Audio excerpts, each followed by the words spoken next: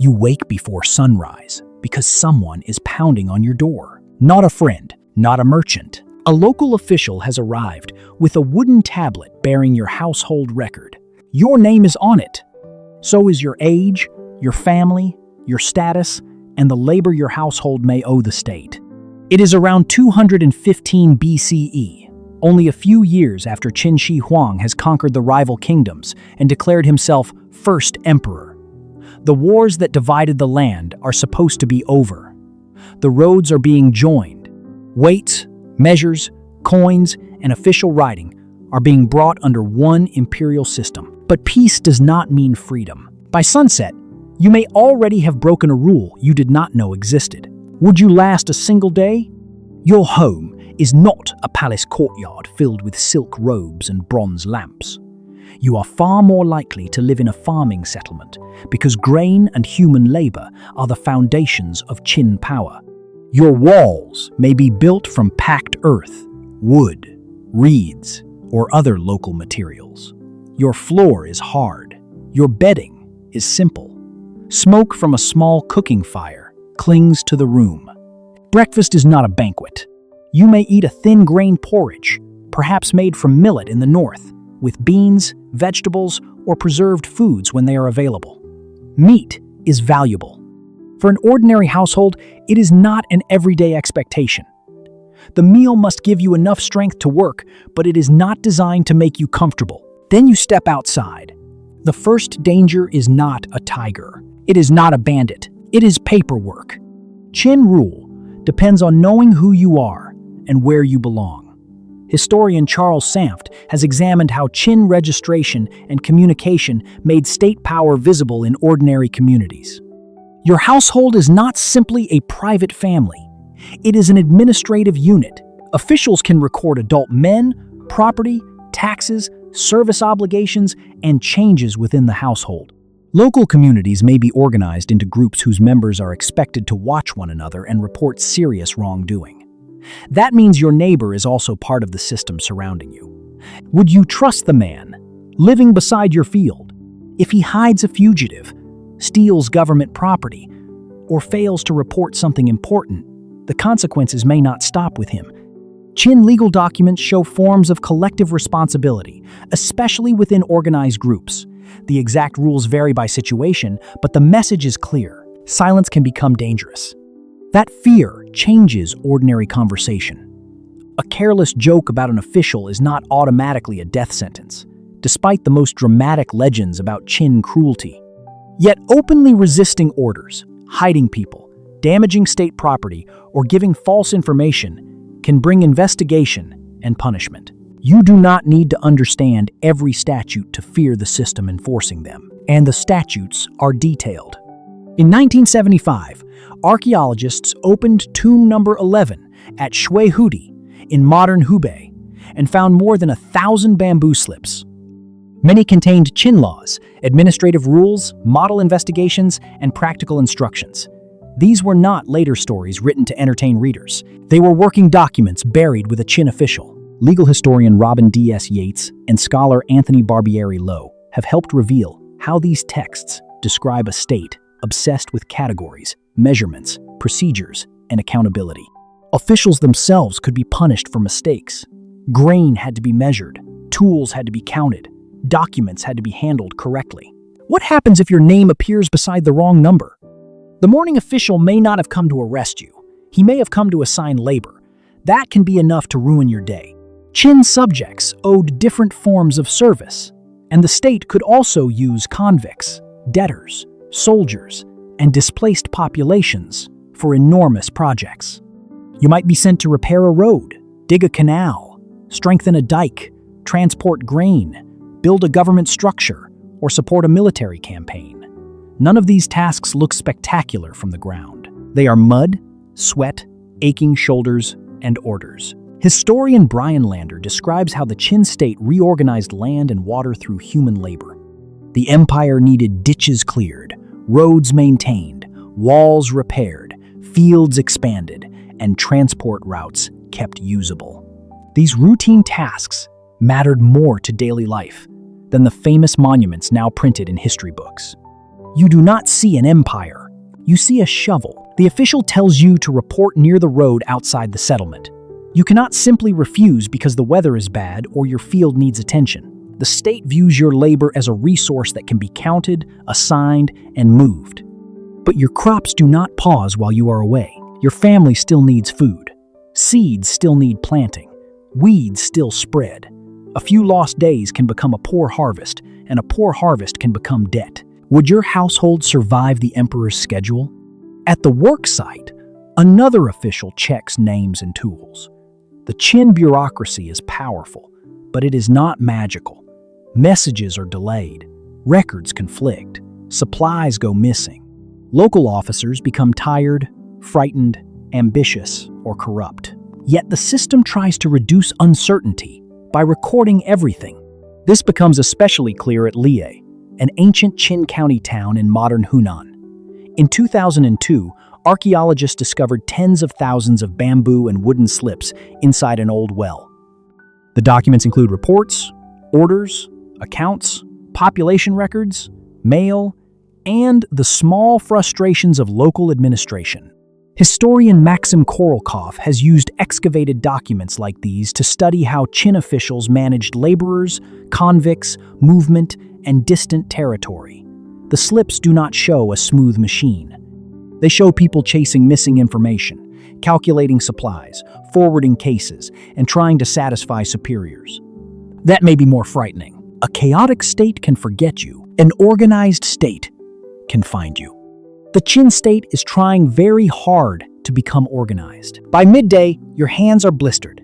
You have eaten whatever ration or food you carried.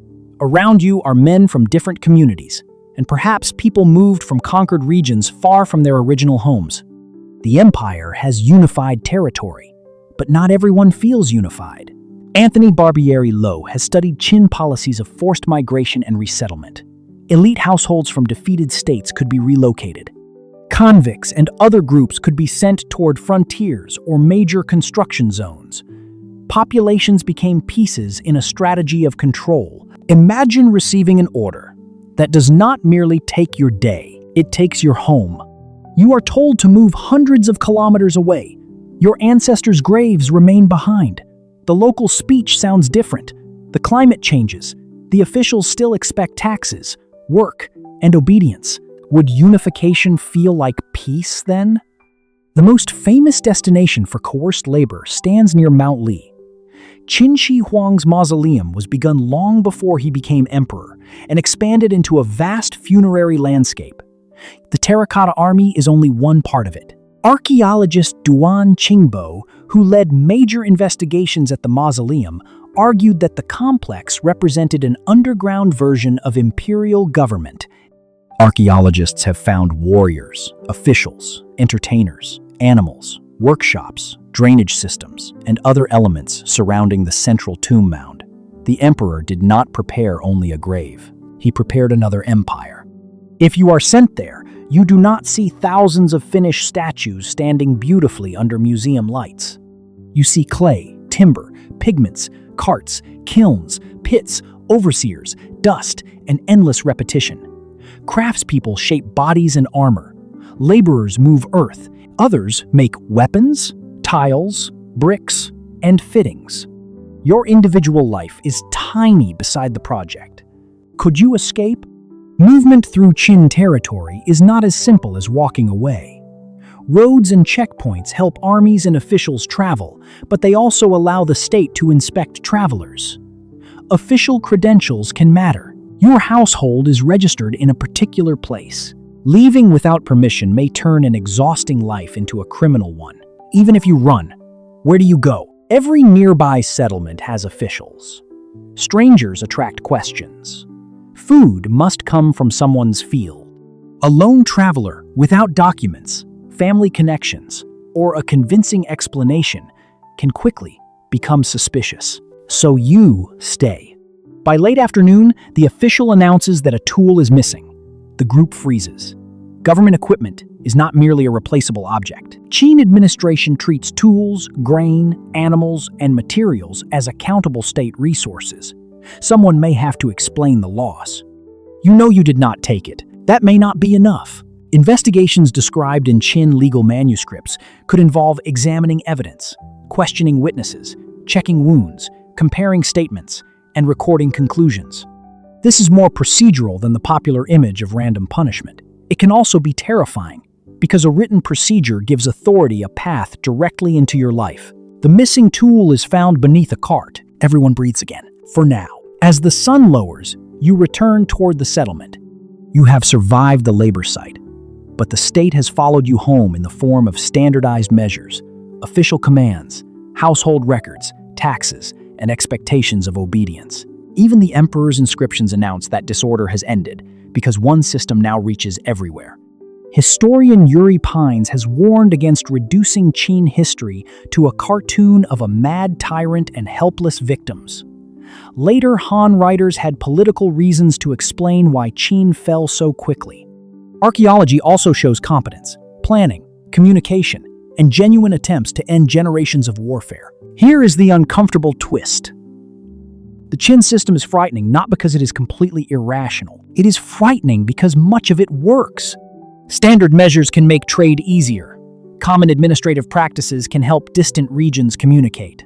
Roads and canals can move food as well as armies. Written procedures can limit some arbitrary decisions by forcing officials to follow recorded rules.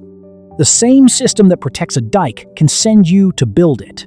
The same register that confirms your household can trap you inside it. The same peace that ends one war can prepare another campaign. Would you call that progress? Night falls. Your family eats by firelight. No official is standing in the doorway now, but tomorrow remains uncertain. You may be ordered back to the road. You may be called for military service. You may hear that a neighbor has been accused.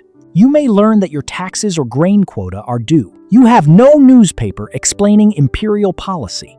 You understand the Qin through footsteps outside your house, seals pressed onto documents, measurements checked at the storehouse, and names called at the worksite. The empire is not an idea, it is a hand reaching into your day. And yet you are not only a victim.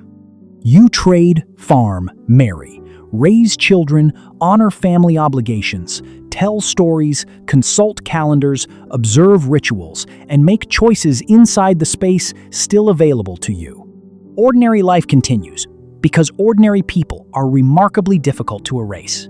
That may be the greatest mistake in the title of your day. You might last. You might learn when to speak and when to remain silent. You might build friendships inside a labor gang. You might memorize the habits of local officials. You might hide a little grain, repair your tools, help your neighbors, and return home whenever the system releases you. Human beings adapt even to pressure, but adaptation has a cost. Your body becomes tired, your choices become narrow, your neighbors become possible witnesses. Your future can change because of a mark on bamboo made by someone who has never entered your home. The Qin dynasty itself will not last much longer. Qin Shi Huang dies in 210 BCE. Rebellions spread soon afterward. The imperial house collapses only a few years later, but many structures survive. Later dynasties keep centralized administration, written law, household registration, counties, official roads, and the belief that a ruler can govern enormous populations through records and appointed officials. The Qin Empire dies quickly, yet parts of its machinery become extraordinarily durable. That is why your day matters. You are not simply standing inside a cruel ancient world. You are standing near the beginning of a political system that will influence Chinese government for centuries. The forms will change. The punishments will change. The rulers will change. The record remains. So when someone pounds on your door before sunrise, the real question is no longer whether you can survive one day in Qin China. The real question is, how much of your life can still belong to you once your name is on the tablet?